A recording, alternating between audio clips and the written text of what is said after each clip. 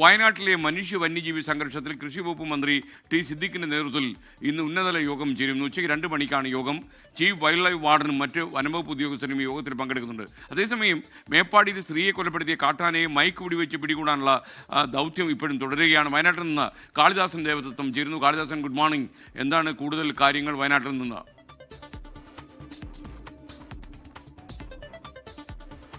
Very good morning S K N.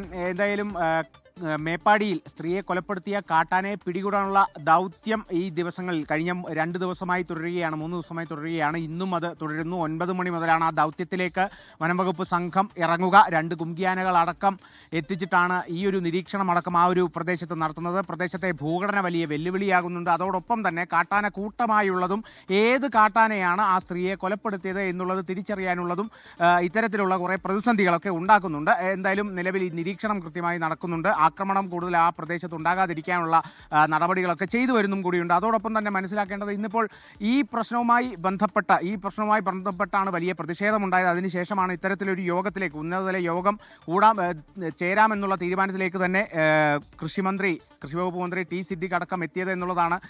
അപ്പോൾ ഇന്നിപ്പോൾ കൃഷിമന്ത്രി ടി സിദ്ദിഖിന്റെ നേതൃത്വത്തിൽ വനം വകുപ്പ് ഉദ്യോഗസ്ഥരുടെ ഉന്നതതല യോഗം ചേരുകയാണ്. Chief wild life warden Pramod G Krishnan അടക്കം ആ ഒരു യോഗത്തിൽ ഭാഗമാകുന്നുണ്ട്. അപ്പോൾ ഏറ്റവും ആദ്യം ഒരു പ്രഥമ പരിഗണന എന്നുള്ള നിലയ്ക്ക് ഈ മേപ്പാടിയിൽ സ്ത്രീയെ കൊലപ്പെടുത്തിയ കാട്ടാനയെ പിടികൂടാനുള്ള ദൗത്യത്തെ സംബന്ധിച്ചുള്ള നടപടികളൊക്കെ സ്വീകരിച്ചേക്കും. അതിനേക്കാൾ ഉപരി ഏറ്റവും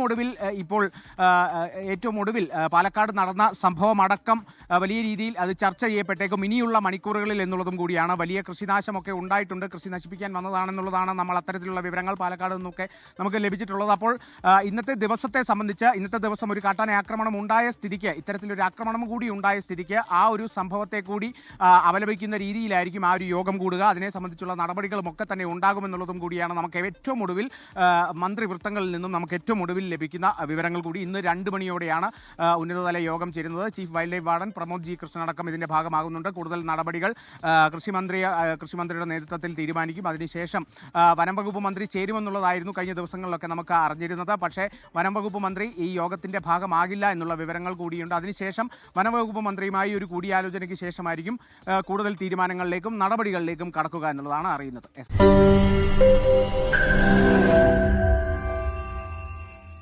ലോകത്തെവിടെയായാലും ഏത് സമയത്തും 24 വാർത്തകളും ഓഗ്മെന്റഡ് റിയാലിറ്റി പാക്കേജുകളും എക്സ്പ്ലെയിനറുകളും വിശദമായി കാണാൻ ഞങ്ങളുടെ യൂട്യൂബ് ചാനൽ നിങ്ങൾക്ക് സബ്സ്ക്രൈബ് ചെയ്യാം.